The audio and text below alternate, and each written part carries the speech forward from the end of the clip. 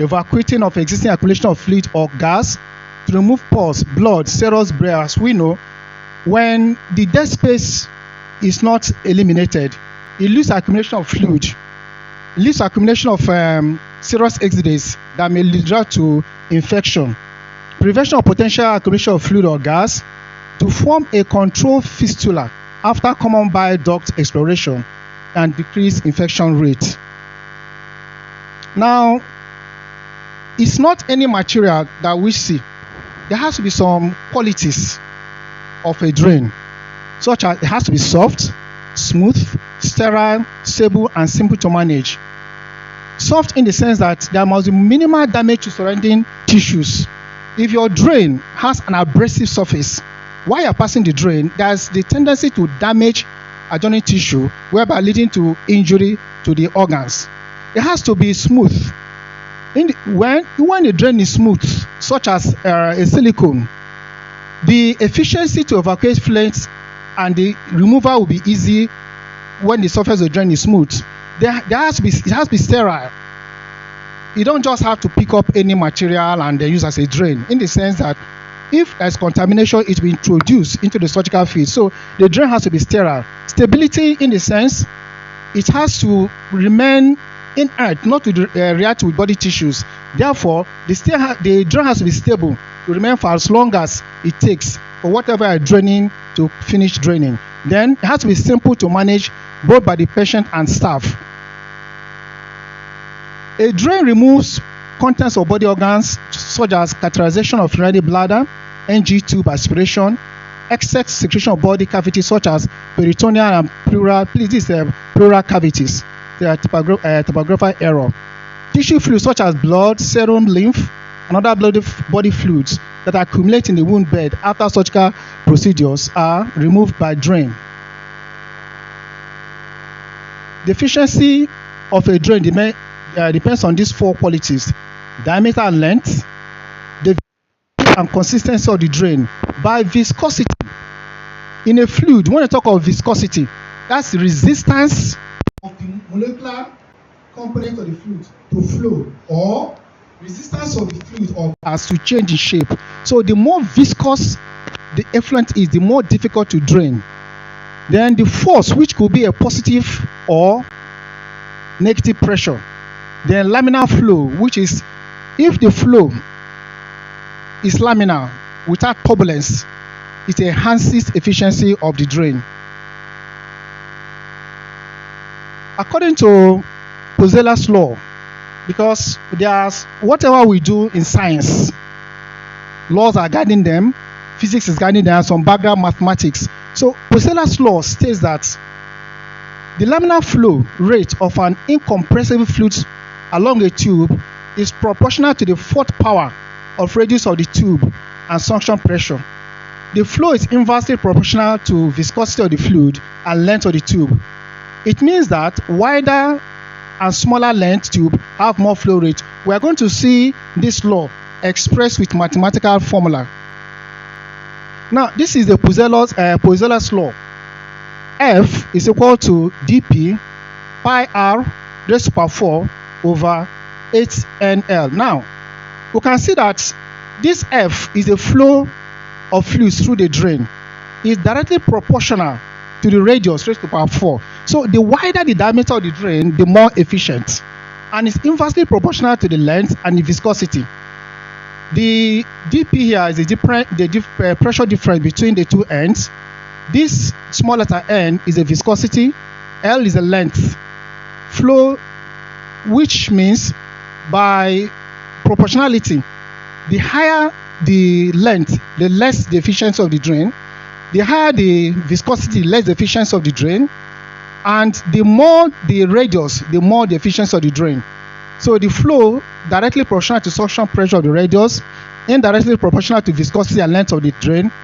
Double in diameter length will lead to a 16-fold increase in flow, while making it half will increase the flow. As we go on, we are going to see the illustration in the drains being used locally at our Wojobi clinic. Now, these are the factors governing effluent: gravity, capillary action, tissue pressure, negative pressure. By gravity, most inactive drains, be it open or closed, the more dependent it is, gravity assists the flow or whatever you are draining. Then the capillary action, mainly for the open drains, when you use gauze, gamgee, or any absorbing material, by capillary action, it absorbs the fluid. While tissue pressure, maybe when you apply a chest tube, the negative pressure within the pleural space will assist in the flow of the pleural fluid. The negative pressure, the same principle. Now, the principle of drain use. Drain should not be sited at the same surgical incision. Please go to slide 16. Yes. Now, this drain was strongly inserted by one of my trainees some 3 years ago. I took the picture, called him, and explained to him the reason why a drain should not be inserted at the incision site. Your drain should be dependent, more especially if we are to be a passive drain. Passive is not under suction. Therefore, it depends on one, the positive pressure within the abdominal cavity. It depends on gravity. And when you insert drain at the size of incision, by the time the drain is pulled out, you are going to leave a deficiency whereby it could lead to wound breakdown. The drain should be around this area. I called him, he accepted. Ever since then, the mistake has not been done. Go back to the initial slide. So it should reach the skin by safest shortest route, appropriate size and length. A gravity drain must be placed in the safest and most dependent recess cavity, must be inserted away from the delicate structures, firmly secured at exit wound. When you insert a drain, you use your nylon suture to secure it to avoid dislodgement. Appropriate care dressing and emptying. When a drain is inserted, you don't go on holiday. Come on one round, you check the drain, the site, is it soaked? Is it draining? Or then if the drain is filled, you endeavor to empty it so it does not accumulate and lead to upward dissection of infection. It must be removed when longer useful, at once or by progressive shortening. At the course of the lecture, we will see the criteria for removal of drain. Now, let us go and see how the drains are classified. Classification can be based on the basis and factors and types. Based on mechanism, we have passive and active drain. The nature, it can be a tube or sheet flat. Based on disposition, open or closed drain. Location, internal or external. Example of internal drain is sort of VP shunt. The property of the drain, is it inert, that it doesn't react with the tissue, or it is irritant? Classification continues. Open versus drain, open drain, closed drain, active, passive drain. Next slide, please. Now, this is an example of an open drain. It is open drain and it's based on capillary action. This is the abdomen. We are dressing the wound for it to granulate. So we packed with gauze. Based on capillary action, the fluid, the exudates, we move along the gauze. The next day, or if it soaks immediately, you change it. By and large, once the wound site is dry or the tissue no longer has whatever is causing it not to granulate, so the wound begins to granulate. So this is an example of an open passive drain commonly used in hospitals. It's an example of an improvised closed drain. Let's take a look at this diagram. This is a syringe connected to the subcutaneous region to drain. This man had a prostatectomy. So post-op, we discovered that the urine was still seeping from the bladder. So I have to subcutaneous drain and then made it active. What do you need to construct improvised active drain? Simple. We just need a syringe of, depending on the volume of effluent you're expecting. You can use bladder syringe, 50 ml. You can use 20 cc, 10 cc or 5 cc as the case may be. Now, ensure that your drain is properly secured. There is no leak. That is, all the fenestration is within the cavity. When you now connect, you pull the plunger. You look for a stopper. It can be the stopper of a 5 cc. It can even be the cylinder of a 5 cc. When you pull the plunger, you now stop it. With that negative pressure, whatever effluent there, it will drain. It will now, based on negative pressure, it will drain it out. So rather than using Romavac drain is very expensive. But because the essence of rural surgery is to offer surgery to the rural poor at affordable, accessible price. So by the time you now maybe prostatectomy of, the price, you now add 6,500 to the drain. Patient may pay, or you want to add it free. It tests on your cost. But this improvised, you may use any syringe at all. It's just not more than 200 or 300 naira. So that saves us cost. So that's what we use in our Wojobi as improvised drain. Except maybe major orthopedic surgery and the surgeon wants to use Romavac, where the patient pays for that. But basic surgeries that wouldn't want collection to occur, we improvise our own drain. Our active drain. Now let's take a look at both pictorial illustration and different types of drain. The Penrose drain is an open drain and a passive drain at that. It's made up of absorbent material which is pushed into the cavity. So just like we use gauze or gamgee to pack an open wound, the same thing that Penrose does. So the Penrose is an open drain and a passive drain. Next are active drains, more of active drains that we are using. This type of drains are maintained under suction.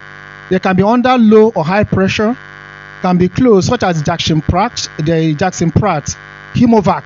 This is a Hemovac drain, the open drain. Now, commercially, we had the Hemovac drain, but this woman had above knee amputation.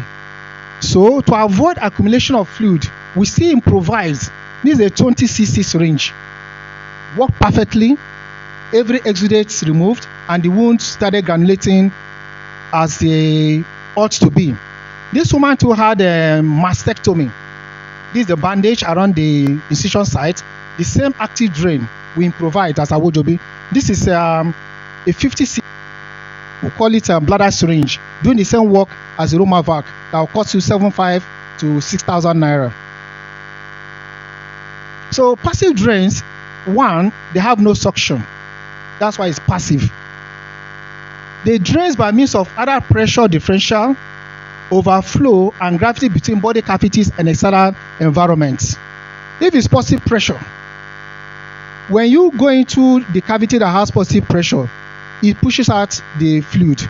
But if it's under negative pressure, like the pleural space, when you start the chest tube, based on negative pressure, a pleural fluid find its way out under water. Now, the closed drain, such as NG tube, Foley scatter or T tube, and open drain, Penrose, and corrugated drain. Same example of passive drain. We are addressing it's already soaked. So at times, to prevent infection, you can soak your gamgee or gauze in povidone, Uzol, even honey. Use it to pack. By and large, the wounds begin to grow. This wound was full of slough prior to use of passive drain, but now you can see it's well granulated. Once it's well granulated, you take back to theater and do delay secondary closure. Advantages of the active drain. One, it allows evaluation of volume and nature of fluid. You can easily measure and know the quantity of fluid so that you can calculate input and output. It prevents bacterial accession because it's under active pressure. So bacteria will find it difficult to migrate. Then eliminates dead space. Its disadvantage is that it's gravity dependent and it can be clogged easily. We've seen them before, types of drain, Jackson Pride drain, Hemovac. Please, this is Hemovac drain, PACTICE drain, Penrose, T-tube, NG tube. And these are the illustrations of different types of drain. The Jackson Pratt is mainly used as abdominal drain. The other end is like a collapsible soft rubber. When you start the tube, you compress it and attach. So as it deflates back, it sucks whatever is in the abdominal cavity. The next day, if it's full, you empty it and insert again. So that's the mechanism of Jackson Pratt. This is a commercially available Hemovac. It's a collapsible plastic to which is attached a tube inserted into the body cavity. So when you compress this plastic tube, you lock it. As it tries to deflate, it creates a negative pressure, while by sucking out blood, serous, fluid, or whatever collection you do not wish to remain in the operating site. The PACTICE drain, many used in nephrotomy. The end is curved. The name comes from the tail of a pig. It's curved. So, for example, when there's a blockage around the ureter, based on the radiologist can use percutaneous method to insert it and connect to ureter, then it drains out. It can be used in the bile when there's a blockage of the common bile duct. This PACTICE drain can be used to drain bile. The Penrose, we have seen Penrose drain before. I've explained the Penrose drain. T-tube is mainly used when there's a blockage. The T-tube is, like the name applies, it's like a T shape. This end of the T is placed within the common bile duct and brought out externally. So as whatever bile we drain out, which is used when there's blockage of the bile, we now insert a T-tube. That is used in the gastroenterology when there's a blockage of the common bile ducts. NG tube, we all know how to decompress, either for feeding or fluids. So the NG tube is self-explanatory. United catheter, negative pressure. Now, I will dwell a little bit because we're all used to urinary catheters to empty the bladder, to lavage the bladder, or to ease flow of urine. Now, this negative pressure wound therapy is not commonly available here, but plastic surgeons use it a lot. Use it to manage chronic ulcers that are not healing. Wounds respond well when it's under pressure. The negative pressure will force out serum, force out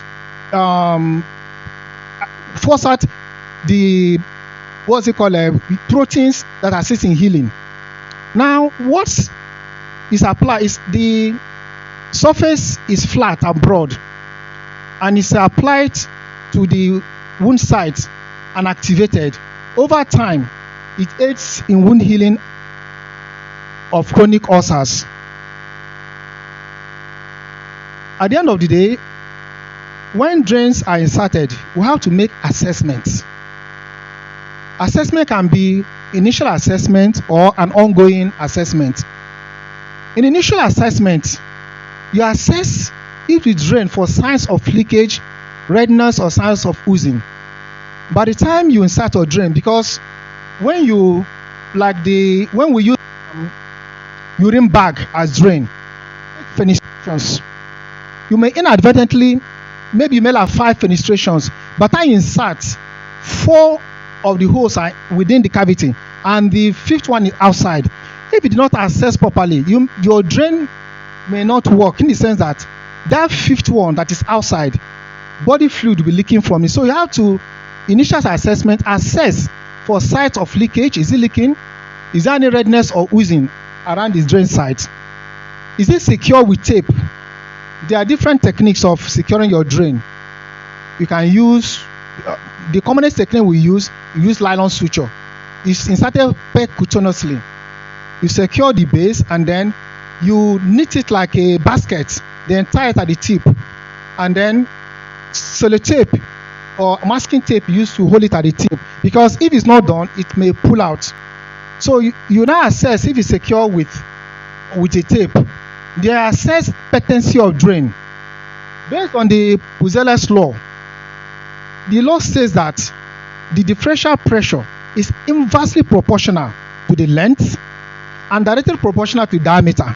So the longer the drain, the less it may collapse. So if your drain has a reason to be long, ensure the diameter is wide and look for a material that has thick texture, so that by the time the pressure starts acting, it will not collapse. So that is where the Puzelas law applies. Therefore, you ensure patency of the drain. Ensure drain is located below the insertion site and free from kinks or knots. The amount of and type of fluid in drain receptacle had to be documented, like I said before, for reason of input-output monitoring. Now, we've talked about the initial assessment. This one is now the ongoing assessment of drain.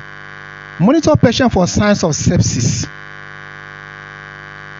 When especially you had a ruptured appendix, perforated typhoid, by the time you go in, the entire abdomen full of pus, you do a lavaging and insert a drain. Definitely, your lavaging is to decrease the volume of bacteria by, let's say, 85% or 90%. They are still there. Your drain will help to eliminate most of the bacteria. Therefore, you have to monitor for signs of sepsis, such as increase in blood, the temperature, tenderness at the drain sides, or oozing at the drain side. So when this pointers to inflammatory process or sepsis setting, you either adjust the drain or you can remove the drain entirely and reinsert another one, because it's no more serving its purpose. Ensure the drain is patent. Drain needs to be documented 4 hourly or more if output is high. Clean the drain insertion site daily, because the insertion site, you made a stab through which you pass the drain. It's a new wound you created. So you have to monitor it, clean it daily with either Savlon, Povidone, or methylated spirit. Then empty the collection bulb, such as you empty the collection bulb on the drain 3 times a day or more if need be. This drain should be removed as soon as they are no longer serving its purpose. Complications of drain: infection, ascending or bacterial invasion, which is why, more especially septic wound, dirty surgery, and inserted a drain. If one of the complications is bacterial invasion, or you left the drain for a long time, the effluent has been there, is not changed. Of course, whatever collection is there is the right culture medium for bacteria. They will ascend and get the wound infected. Foreign body reaction: if the material you are using is not inert, although they are expensive, like silicone, most our urethral catheter, they are made up of latex. They are cheaper, but they can lead to reaction. The silicone is much more expensive. However, the body reacts much less to silicone. Therefore, one of the complications could be foreign body reaction, second, fluid accumulation, post-op management, discomfort to the patient. For example, when a chest tube is inserted and the diameter is too wide, it will lead to discomfort to the patient. Stiffening of the tubing. It could be the nurse not monitoring the patient, or the patient posture. After insertion, what we do at our center when we operate, but before we close for day, we go for what is called post-op round. We discover a lot of funny things. Either the patient is lying on the drain, the nurse may not even bother. Once they give their drug, they disappear. So it's your duty, because the joy of all of us here, doctors, see that our patient recovers fast and goes home as and when due. Therefore, we have ensured that there is no stiffening, ensure that the drain is now laid out and there's no kinking. Next complication, there could be blockage. If the principle of Pozzella is not followed, the drain could block. Inefficient drainage due to blockage, obstruction. Then poor drain. This. Go to the next slide. Yeah. Okay. So now, when we are searching drain, we have to be very careful. After cesarean laparotomy, we want to search a drain. Bowel is the most complication you can encounter. You can enter a viscous. What to do? Ensure you can see. You put your hand, make a contact with posterior abdominal wall, or before passing the non-tooth artery forceps. So once that, you cannot clamp the drain, then we have had instances whereby maybe you couldn't feel difference between the viscous and the tissue. You insert, next thing, by the time you see feces, you know the implication. Your mind goes. However, when you look inside, I tell my trainees, ensure you can see where you are inserting it, so I don't penetrate viscous. That's by the way. Next is insertion of chest tube. More especially if the pleural is on the left side of the chest. You be very careful. You don't go into the pericardial space or into the cardiac chamber proper. Because most of the times, when we have pleural effusion on the left aspect of the chest, we count the number of ribs. Then I will measure to ensure the length of the. Will it get to the pericardium? Because you see it on the X-ray, the extent to which the fluid has displaced the heart. So you don't go beyond. Second complication of viscous. Next, you may perforate the diaphragm. If you do not take some estimates, you continue to push, keep pushing. The diaphragm may perforate because it's already under pressure from the pleural fluid, and some inflammatory processes are ongoing. You can perforate the bladder, the diaphragm. You can go into the heart chamber, or if it's the abdomen, you can perforate the liver, you can perforate the bowels. Now, poor placement, like the initial illustration as I showed, where the abdominal drain was inserted post-cesarean section. If the drain is high up, yes, you can place it high up if it's an active drain. Reason being that the active drain is under positive pressure.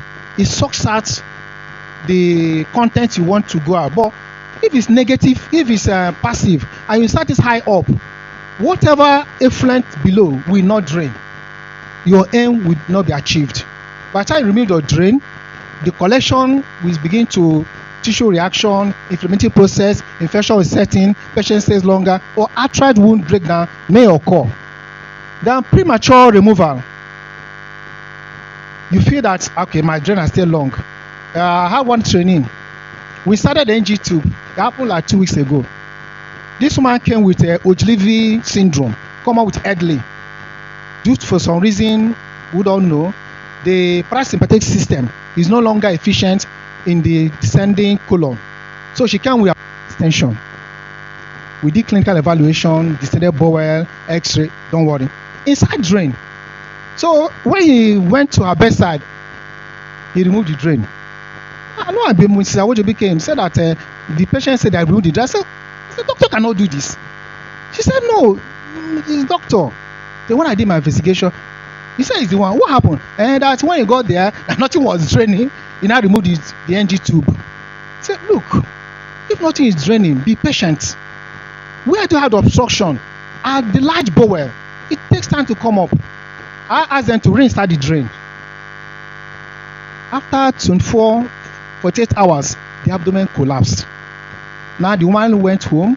There was no surgery. She's about 86-year-old. We discharged her yesterday, doing excellently well. Commenced graded oral SIPs, commenced PAP, and she left. So we should not be in a hurry to remove drain. Shouldn't be in a hurry.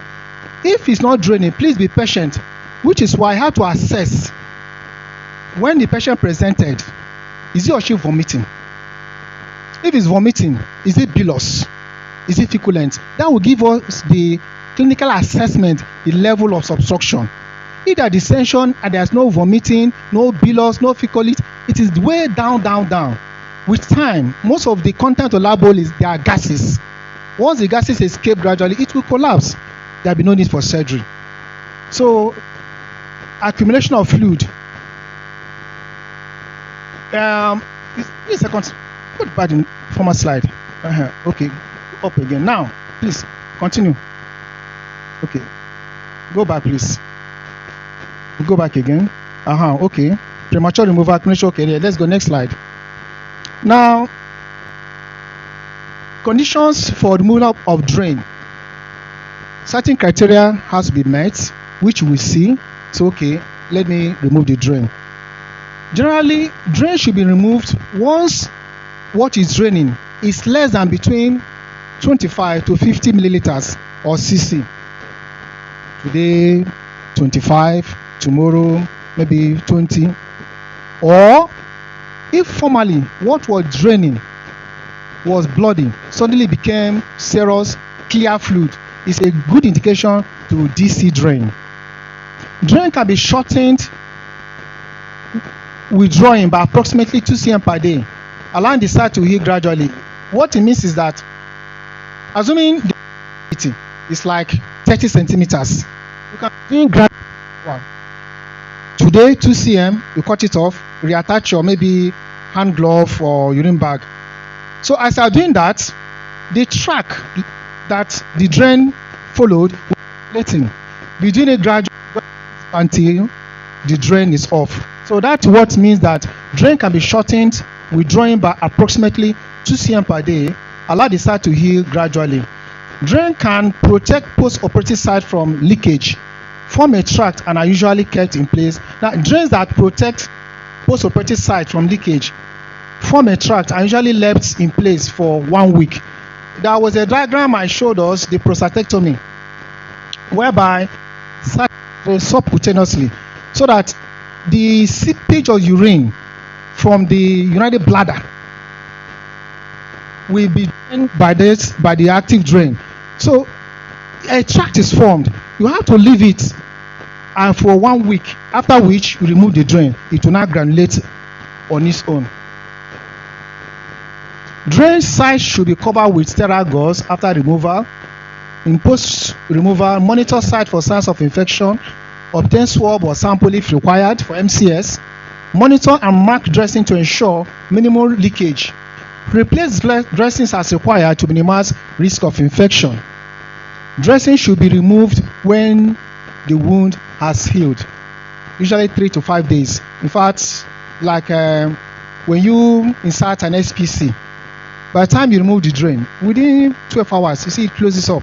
So within 3 to 5 days, when you remove drain, it seals up, except there was wound dehiscence. The site is infected. For that reason, it may not close quickly. You can tack it with your nylon. Insofar, it's not discharging pus on effluent. You tack it and it hastens the healing. But within 3 to 5 days, it's expected that drain site should close up naturally. In summary, use of drain in surgical practice have been contentious over the years because some surgeons do, some don't. Like formerly some 3 years ago, when we carried out mastectomy, drain used to be inserted. And I looked at it. Side drain, you should apply cream bandage. The essence of the cream bandage is to compress the site to reduce dead space and hematoma. And that's okay. If we can space, maybe we did not carry out radical, axillary clearance to create a big lacuna. There's been no need for drain. So most of my now, we close everything complete without drain, and patient do well. Now, the essential questions the surgeon needs to ask him or herself are these: what purpose would drain serve if placed? What type of drain should be used? How long should drain be left in place? Financial implications of drain, like I just explained. Once these questions are meticulously and adequately answered each time a drain is to be used, put in place, issues can then be rationalized. Okay, these are references. Okay. So, thank you for your time and for your audience.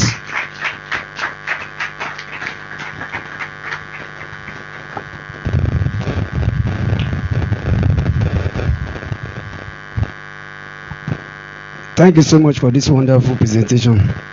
I don't know, maybe any of us have a question as regards the topic or observation, any comments as regarding the topic my Oga has presented. Well, thank you very much for the lecture. It's quite stimulating. And I think many of us have gained one or two things that we actually can add to our practice. I agree with you that several types of drains have been used over the years. Even at Aujori Clinic, I remember when we were several years back, actually we were using rubber tubing. You know, I'm talking about the